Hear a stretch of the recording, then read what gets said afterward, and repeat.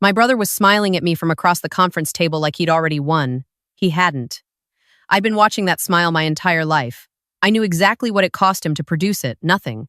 Smiling was free for my brother. Honesty was expensive. Decency was something he'd stopped paying for years ago.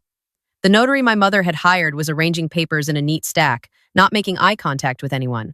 The afternoon light came through the blinds in thin stripes across the table. My mother sat to my left. Her perfume, the same one she'd worn to every important occasion since I was 7, the one she saved for funerals and victories. I wasn't sure which category today was supposed to be for her. I folded my hands in my lap and waited. My grandfather's name was Raymond Earl Donahue, and he was the only person in my family who ever told me the truth about anything. He told me when I was 9 years old that my brother Derek was going to be a problem. Not in those exact words. My grandfather was a man who worked in insurance adjustments for 31 years, so he dealt in specifics. What he said was, "Maya, some people spend their whole lives looking for the door that someone else unlocked. Your brother is that kind of person. Don't leave your doors unlocked." I didn't fully understand what he meant until I was 23, when Derek asked to borrow $4,000 for a security deposit on an apartment, and I never saw a cent of it again. By then, my grandfather was 68, and his hands shook a little when he poured his morning coffee, but his mind was sharp as the day he'd retired. He lived in a 2-bedroom house in Chattanooga that he'd owned outright since 1987, and he had a savings account that nobody in the family knew the full balance of except him and, eventually, me. He trusted me because I was the one who drove him to his cardiology appointments.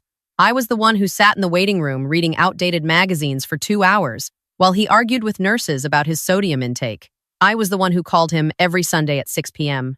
and stayed on the phone for an hour and a half while he described the Cardinals game in real time, even though I don't care about baseball, and he knew I don't care about baseball. I was the one who showed up. That was the whole of it. My mother and Derek showed up too, but only to certain things. They showed up to his birthday dinners. They showed up when he mentioned, casually, that he'd been thinking about updating his will. They showed up the way people show up to job interviews, dressed carefully, saying the right things, privately calculating what they could take. My grandfather saw all of it. He just never said anything about it directly, because he was from a generation that believed the best way to handle a grifter in the family was to build a wall they couldn't climb rather than argue with them about the wall's existence. When he died 14 months ago, I was holding his hand. My mother and Derek were in the parking lot. They'd been there for 40 minutes. My mother said she needed air. Derek said he needed coffee. My grandfather looked at me about 20 minutes before the end and said perfectly clearly, "The papers are with Harris. You know what to do." Harris was Gerald Harris, the estate attorney my grandfather had used for 20 years. I did know what to do. I'd known for 2 years, because my grandfather had told me quietly, on one of those Sunday phone calls, with the Cardinals losing in the 6th inning, that he was leaving me the house and the savings account and a life insurance policy with a payout of $412,000. He was leaving my mother a specific set of her own mother's jewelry that she'd always wanted. He was leaving Derek his watch collection, which was worth about $1,100, and which Derek would absolutely try to sell within a month. He told me he was doing it this way because he loved his daughter, my mother, but he didn't trust her with a large sum of money when Derek was in her orbit. He said Derek was a black hole, and my mother had never figured out that you don't orbit a black hole voluntarily. I didn't argue with any of it. I just said, "Okay, Grandpa. Don't let them make you feel guilty," he said. "I worked for every dollar of it. It's mine to give." "I know. They're going to try something. I know that too." He made a sound that might have been a laugh. "Good girl. Let them try." The will was read 11 days after the funeral. My mother sat through it with her face arranged into an expression I can only describe as managed devastation, the face of someone who had prepared themselves for bad news, but had not prepared themselves for quite this much of it. Derek sat with his arms crossed and his jaw tight, and when Gerald Harris finished reading, Derek asked, in a very controlled voice, if there was any possibility of a challenge. Gerald told him that the will had been drafted, witnessed, and notarized in full compliance with Tennessee state law, that my grandfather had been of sound mind at the time of signing, as documented by his physician, and that he was welcome to engage his own attorney, but that in Gerald's professional opinion, he would be wasting his money. Derek looked at me across the room. I looked back. I didn't say anything, because there wasn't anything to say. My grandfather had built the wall. I was just standing on the correct side of it. What I didn't account for what I should have anticipated, because my grandfather literally warned me, because I had watched this pattern my entire life, was how creative they would get. My mother called me 3 weeks after the reading. She used her soft voice, the one that didn't have any edges in it, the one that felt like being wrapped in something warm until you realized it was plastic wrap. She told me she wanted to talk. She said she wasn't angry. She said she understood that Grandpa had made his choices and she respected that. She said what she was worried about was the property transfer process had I spoken to anyone about the estate taxes. Did I know that there were some complications with the title that Gerald might not have fully explained? She knew someone, a property attorney, very well regarded, who could walk me through the process and make sure everything transferred cleanly. I said I'd look into it. I didn't say that I'd already transferred everything. The life insurance had paid out directly to me as named beneficiary, no probate, no complications, no one could touch it. Gerald had handled the savings account transfer within the first 2 weeks. The house title transfer was the one piece that took longer, and that was the piece my mother was orbiting. I work in insurance fraud investigation. I have for 6 years.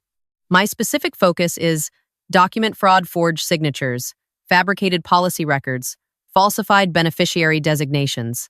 I am very good at my job. I want to be clear about that, not because I want to seem impressive, but because it is relevant context for what happened next. I recognize what my mother was doing the same way. A plumber recognizes a slow leak. You don't panic. You just start paying attention to where the water is going. I called Gerald Harris the next morning. "Your mother has been in contact with my office," he said, before I even finished explaining. "She's asked twice about the title transfer timeline. I told her it was a private matter between my office and the estate beneficiary." "Did she mention a property attorney?" Pause. "She mentioned that she had someone who could facilitate a smoother process. I told her our process was already smooth." I thanked him. Then I called a friend of mine named Denise, who works in the county recorder's office, and I asked her to flag my grandfather's property address and call me immediately if anyone attempted to file any documents related to it. Denise called me 17 days later. Someone had submitted a quitclaim deed to the recorder's office attempting to transfer the property from my grandfather's estate to a trust in my mother's name. The deed carried my signature as the grantor. I had not signed any deed. I had not been in the recorder's office. I had not spoken to any attorney about any deed. The signature looked very close to mine. Close enough that a non-expert might not catch it, but it wasn't mine. I sat in my car in the parking lot of a Walgreens for about 4 minutes processing this information. Then I called Denise back and asked her to hold the filing and not process it under any circumstances. Then I called Gerald. Then I called a friend of mine who works in the FBI's financial crimes unit in Nashville. Her name is Roberta. We went to college together. She owes me a favor that goes back 8 years and involves a situation I will not describe here. But it was significant enough that when I texted her, "I need to talk to you about document fraud and it involves my family," she called me back in 11 minutes. I explained everything. The will, the death, the phone call from my mother, the fake deed. "Do you want to report it officially or do you want to build a case first?" Roberta asked. "I want to build a case," I said. "I want to know exactly how far this goes before I report anything. That means they might try again." "I know. You okay with that?" I thought about my grandfather in that hospital room 14 months ago. I thought about the parking lot. I thought about the watch collection that Derek had, in fact, sold within 3 weeks for $900. "Yes?" I said. My mother called again the following Tuesday. She had a different energy this time, slightly more urgent underneath the soft voice, like the plastic wrap was being pulled a little tighter. She said her property attorney had flagged an issue with the deed transfer and really, genuinely, it would be so much easier if I could just come to a meeting and sign some clarifying paperwork. Nothing dramatic. Just a few signatures to clear up confusion in the county records. I said that sounded reasonable. I said I'd come. I texted Roberta. "They're setting up a meeting." She texted back. "Good. I need a week to get the right people in place. Can you stall?" I told my mother I was traveling for work and could we meet in 2 weeks. She said, "Of course, sweetheart, whatever worked for me." I spent those 2 weeks doing 2 things. First, I worked with Roberta and her colleague, a man named Agent Cortland, to document the chain of events, the fake deed, the filing attempt, Denise's intercept, my mother's calls. Second, I went very quiet on social media and stopped answering Derek's texts, which were becoming more frequent and had a certain quality I recognized. They were the texts of a person who is monitoring your behavior. One of them said, "Hey, just wanted to make sure you're doing okay with everything. Grandpa's estate stuff can be really overwhelming. Mom says you've been stressed." I had not told my mother I was stressed. I was not stressed. I was, in fact, operating with a clarity I rarely feel in daily life. But I texted back, "Yeah, it's been a lot. Thanks for checking in." Roberta told me later that this was the right move. Keep them confident. People make sloppy mistakes when they're confident. The meeting was scheduled for a Thursday at 2 p.m. in a building downtown, a small suite on the 4th floor that my mother's attorney rented on a part-time basis. I knew before I arrived that the attorney's name was Robert Schilling, that he had 3 disciplinary notations on his state bar record, and that he had incorporated 2 LLCs in the past 18 months, both of which were dissolved within a year. Roberta's colleague had assembled this picture for me in about 48 hours. I arrived 7 minutes early wearing a blazer I'd bought specifically because it has an inside pocket where I had placed my personal phone, running, recording everything. My mother was already there. She stood up when I came in and hugged me, and her perfume hit me the way it always did, heavy and deliberate, the scent of occasions. She held my arms for a moment after the hug and looked at my face and said, "You look tired, baby." "Long week," I said. Derek was there too, sitting to the right of a man I assumed was Schilling mid-50s, gray at the temples, the practiced ease of a man who had said the words, "It's a standard document," approximately 10,000 times in his career. "Maya," Derek said. He didn't stand up. "Derek," I said. Schilling introduced himself warmly and explained that there had been some confusion in the county recorder's office, a clerical issue with how the deed had been filed, and that all we needed today was a corrected signature page to clear it up. He slid a document across the table. I looked at it. It was a quitclaim deed transferring my grandfather's property to the Donahue Family Preservation Trust, administered by my mother and Derek as co-trustees. It was dated 3 days prior. The signature line had my name printed beneath it. I looked at it for a moment. I looked at my mother, who was watching me with an expression of gentle encouragement. I looked at Derek, who was examining his own hands. "What is the Donahue Family Preservation Trust?" I asked. Schilling explained smoothly that it was simply a vehicle to keep the property in the family, a way of avoiding probate complications in the future, protecting the asset from potential creditors, ensuring everyone's interests were aligned. "Whose interests?" I asked. "All of yours as a family. I'm listed as a beneficiary of this trust?" Brief pause. "The trust is administered for the benefit of the family unit," which meant no, I was not listed. My mother reached across the table and touched my hand. "Maya, it's just paperwork. You know how Grandpa would have wanted us to stay together as a family." I thought about my grandfather in that hospital room. I thought about what he'd actually said in that specific, precise way of his.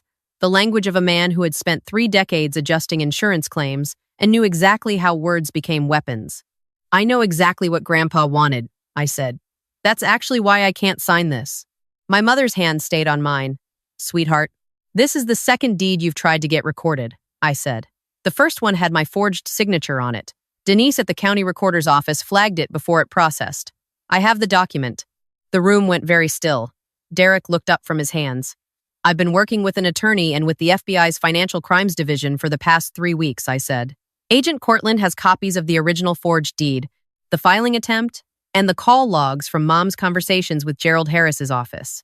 Schilling pushed his chair back from the table approximately 2 inches. "Robert," I said, "because I had done my research, and I believed in using people's names, I know about the 2 dissolved LLCs. I know about the bar notations. I would strongly encourage you to think about whether this meeting ever happened." He stood up. He picked up his briefcase. He said, to no one in particular, "I need to make a call," and he walked out of the conference room, and I never saw him again, and, as of the filing of this story, his bar license is under review. My mother had not moved. Her hand was still on the table where mine had been before I pulled it back. Her face had changed, not collapsed exactly, but shifted, like a building settling after an earthquake. The managed quality was gone. Underneath it was something older and smaller and, if I'm honest, something a little sad. She looked like a woman who had run out of performances. "We needed the house, Maya," she said. Her voice was different now, too. The softness was real, which somehow made it worse. "Derek has been in a very bad place financially. I didn't know what else to do." "You could have asked me," I said. "You would have said no." "Yes," I said. "I would have." She looked at me for a long moment. "He's your brother. He borrowed $4,000 from me 8 years ago and never paid it back. He sold Grandpa's watches for $900 3 weeks after the funeral. He has asked me for money 11 times in 6 years, and every single time I said yes, I never saw it again." I paused. "I love him. I'm not going to let him steal from me." Derek hadn't said anything since I mentioned the FBI. He was looking at the wall to my left. His jaw was tight in the way it gets when he is calculating something, not calculating whether he was wrong, but calculating what the damage was and whether it could be managed. "The forged deed is the issue," I said, and I said this to both of them. "Filing a fraudulent document with the county recorder is a felony. Depending on how Roberta and Agent Cortland evaluate the evidence, there may be a case. I cannot control that." I can tell you that I have not yet made a formal complaint, and I can tell you that whether I do will depend significantly on what happens next. My mother looked up. What does that mean? It means I want a full accounting of who prepared that document, who directed its preparation, and whether any other documents exist that I'm not aware of. It means I want that information in writing, signed, notarized by an actual notary, delivered to Gerald Harris within 10 days. It means if there are other filings I haven't found, I need to find them now rather than later. And if we do that, then I will discuss with Roberta whether a formal complaint is still warranted. I'm not promising anything, but I am telling you that cooperation now is the only path that has any possibility of a different outcome. Derek finally looked at me. You really called the FBI? Yes. Over a house. Over a forged document with my signature on it. The house is almost beside the point. He looked at me the way he used to look at me when we were kids, and I'd beaten him at something not angry exactly, just recalibrating, deciding what version of me he was dealing with and whether he had the right tools. He didn't. Okay, he said. And that was all he said. My mother delivered the written accounting to Gerald Harris in 8 days. It named Robert Schilling as the preparer of both documents, the original forged deed and the one I'd been presented with at the meeting. It named Derek as the person who had hired Schilling and directed the preparation. My mother's role had been to make the calls to Gerald's office and to arrange the meeting. She had not known about the forged signature on the first deed, she claimed, until I mentioned it at the meeting. Gerald reviewed the statement and forwarded it to Roberta. Roberta made the determination that the evidence warranted charges. I did not ask her to make a different determination. I want to be clear about that.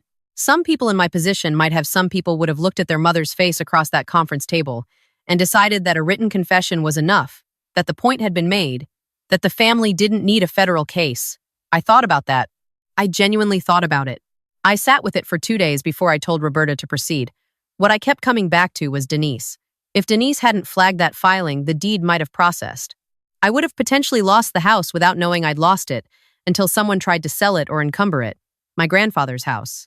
The house he bought in 1987 and paid off and maintained and left to me specifically because he trusted me to protect it. The thought of that, of how close it had come to working, was what settled it for me. Derek was charged with 1 count of filing a fraudulent real property document and 1 count of forgery. Both are felonies in Tennessee. He pleaded guilty as part of a negotiated agreement and received a sentence of 2 years probation, mandatory restitution, and 200 hours of community service. He is prohibited from serving in any fiduciary capacity for 5 years. The $4,000 he borrowed in 2017 was included in the restitution order, which I did not request but did not object to. Robert Schilling surrendered his bar license rather than face a disciplinary hearing.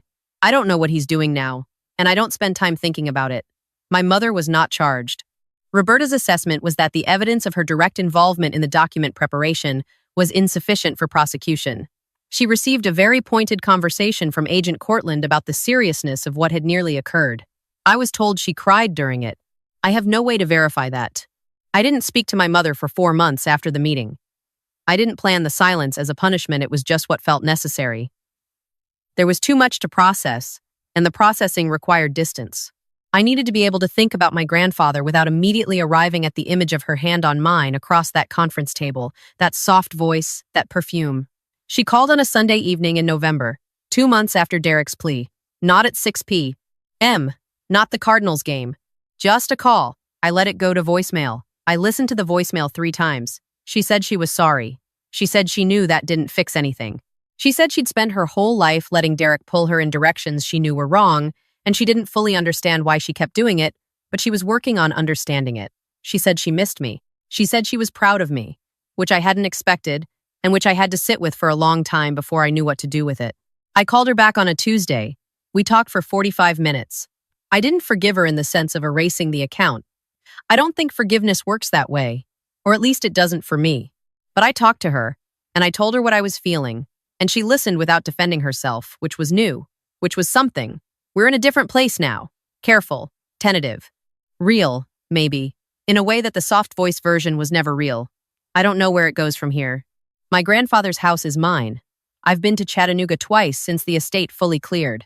The first time I just walked through the rooms and sat in his chair in the living room for a long time. The second time I brought a contractor to look at some things that need updating: the roof, a bathroom, the back porch. I'm not sure yet whether I'll keep it or sell it. Some days I think I'll move there eventually. Some days it feels more like a place I'm meant to be the steward of for a while, and then pass on to whoever needs it next. What I know is that it's mine. Legally, cleanly, fully. The title transferred without complication. The insurance payout sits in an account I opened the week after the will was read. All of it is exactly where my grandfather intended it to be. He was right that they would try something. He was right that I should let them try. What he maybe didn't anticipate, or maybe did, in the way he anticipated most things, was that letting them try was the only way to understand the full shape of the problem. The forged deed, the attorney, the trust structure, the coordination between my brother and my mother, all of it came into the light, because they were allowed to complete their move. You can't trap something that isn't moving. I think about him every Sunday around 6 p.m. Not on the phone, not talking, just there's a window in my apartment that faces west, and when the light is the right color, I sit near it and don't do anything for a few minutes. I don't think he'd call that enough. He'd probably say I should call someone, talk to a real person, stay connected. He was right about most things. I'm working on it.